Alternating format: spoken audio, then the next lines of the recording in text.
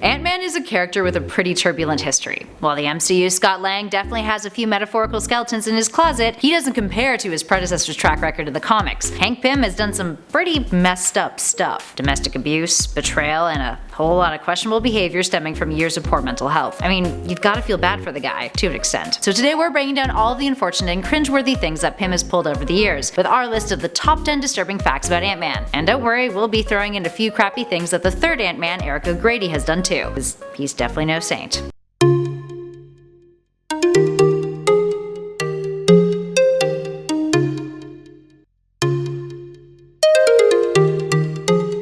And at number 10, mutilation. Speaking of, let's start off our list with O'Grady. Eric became the third Ant-Man after finding Pym's latest version of the suit at S.H.I.E.L.D., where he worked as a low-level operative. He steals the suit from his now-dead best friend / roommate Chris, who was guarding and wearing the suit when he was killed. Eric decides to become a superhero in order to stalk women, get laid, and use the suit to up his thievery game. Eventually, he denounces his old ways and vows to change, but the laundry list of terrible things that he's done as Ant-Man is pretty damn long. For starters, early on in his superhero career, he ran into Mitch Carson, the man S.H.I.E.L.D. had meant to give the Ant-Man suit to as the new man to take on the Alias. Mitch tracked down Eric after he had stolen the suit, and during their first encounter, Eric escaped, but not before burning Carson's face with his jetpack, leaving the agent blind and deaf on one side of his face. Yeah, pretty bad. Up next, number 9. Suicidal. As we mentioned, Hank Pym is a hero who has suffered from poor mental health for the majority of his life. His origin story is even steeped in it. His father was an asshole to him. His grandmother is the only person who ever believed in him. And when he falls in love for the first time and marries a genius biochemist, she's murdered during a trip to Hungary, causing him to have a mental breakdown which gives him the drive to create the Pym particles. Yeah, pretty rough. Pym being suicidal in the comics isn't totally a long shot. After a stint with the Yellow Jacket alias failed, more on that later, Pym heads over to the West Coast Avengers to be an advisor, where he gets taunted by an old adversary, Whirlwind, about how much of a failure he is. This leads to Hank deciding to commit suicide in issue 17, volume 2 of the West Coast Avengers. He writes goodbye letters and is fully prepared to go through with it until Firebird sends him off on a mission. Up next, number 8, bad friend, worst boyfriend. While mutilating and permanently disabling a dude is pretty up there on horrible things you could do to a person, turns out Eric O'Grady isn't beyond emotional torment either. Remember that dead best friend, Chris, who had died guarding the Ant-Man suit that Eric had ripped away from his cold, motionless body? Yeah, so Chris was dating another S.H.I.E.L.D. agent by the name of Veronica King. Eric had a bit of a crush on her, and always lusted over Veronica. And now that Chris was dead, he took advantage of her grieving to make his move. And he kinda gets away with it. The two almost have sex on top of Chris's grave, but Veronica stops, thankfully, and the two eventually do sleep together later on. This leads to Veronica getting pregnant. And what does that cause Eric to do? Abandon her, refusing to help raise the child. After he ditches her, we never see Veronica again. Man, at least Hank Pym had a reason to justify his poor behavior.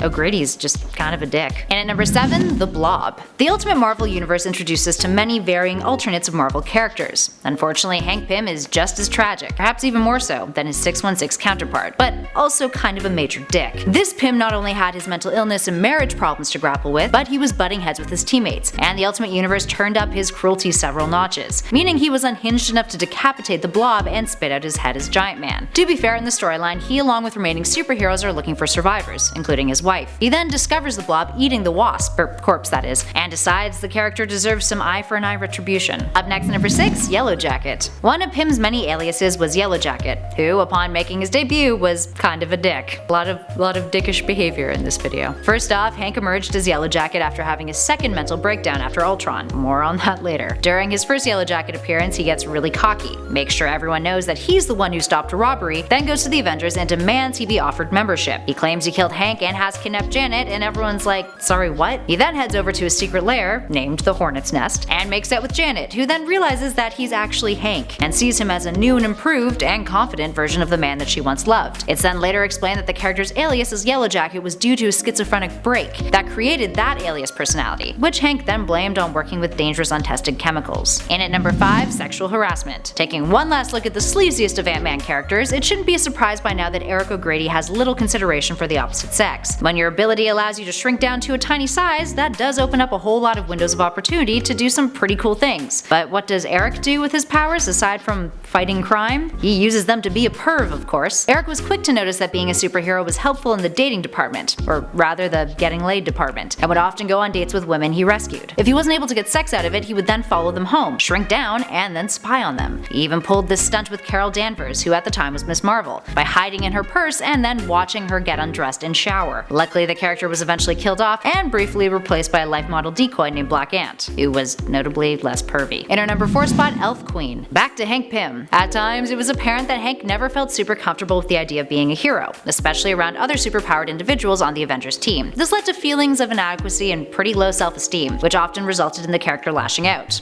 On one occasion, he went a little bit too far. For context, at this time, he was under extreme stress, which was causing his marriage to fall apart. He and Janet got into an argument, sort of broke up, and then later on a mission with the Avengers, under his Yellow Jacket alias, Hank lashed out at a foe who called herself Elf Queen. After the conflict had been resolved, Hank attacked Elf Queen anyway, hitting her with his biostings. Captain America launched a court-martial against him, and Hank was suspended until the hearing. So what did he do in his spare time? He built a robot to attack the Avengers in a scheme to save them, him being the only one who knew how to stop the robot. This wasn't the only time that the character crafted a dangerous robotic threat for the Avengers though. In our number 3 spot, Hank created Ultron. Creating one of the Avengers' most fearsome foes definitely deserved one of the top spots on our list. In issue 54 of the Avengers in 1968, Hank created a robot intended to be a living robot version of himself, but turns out Hank did too good of a job, and the robot exceeded his own intelligence and rebelled. That robot was Ultron, and he wiped Hank's memory. Ultron, operating under the name Crimson Cowl, recreates a new version of the Masters of Evil team, and reveals himself to be Ultron. The robot then creates Vision, who attempts to kill Janet Van Dyne, who is then stopped by the Avengers and eventually helps them defeat Ultron. Afterwards, Hank starts to get his memories back, and realizes that he was the one responsible for creating Ultron, which drives him into having a nervous breakdown. And if that wasn't bad enough, Hank was also brainwashed by the villain, and came into conflict with the Avengers under Ultron's command. And at number 2, attempted murder. Hank Pym doesn't have the best track record when it comes to the Wasp, his sometimes wife, sometimes ex-wife. And while our number 1 spot is devoted to the most famous crappy Hank Pym moment concerning Janet, our number 2 is pretty darn awful as well. As we mentioned, the ultimate version of Hank Pym is a piece of work. He's pretty cruel at times, and his behavior towards Janet is not out of character in that respect. In Ultimates issue 6, the character tries to murder Janet after they get into an argument about her friendship with Captain America. Always super jealous, that Hank is. Wasp shrinks down to avoid her violent husband, who then gets his hands on a can of bug spray and starts spraying her. He also sends an army of ants on her, causing her to be hospitalized. And finally, in our number 1 spot, domestic abuse. So remember a few numbers back when we mentioned that Hank was suspended after striking Elf Queen, and then he built a robot to attack the Avengers that he was then going to save them from? Well, his wife Janet Van Dyne found out about that, and was totally not cool with it. So Hank decided to show her how it worked. Janet still protested, and this led to Hank slapping her across the face in what is now one of the most infamous panels in comic book history, and also reportedly a mistake drawn into the comic, which was later confessed by writer James Shooter, who said that the slap was more intense than he wanted it to be depicted. I mean, a slap is a slap regardless, dude. Janet filed for divorce and had quite the black eye afterwards. Because of this, Hank is often referred to as a wife beater, despite the numerous times that Marvel has tried to write the character into better graces. Kinda makes sense now why Scott Lang is the MCU Ant-Man, doesn't it? Alright, there we have it, friends. What made you cringe the most? Do you think Hank deserves another chance, or is that character forever tainted by his past? Let us know all of your feels in those comments below.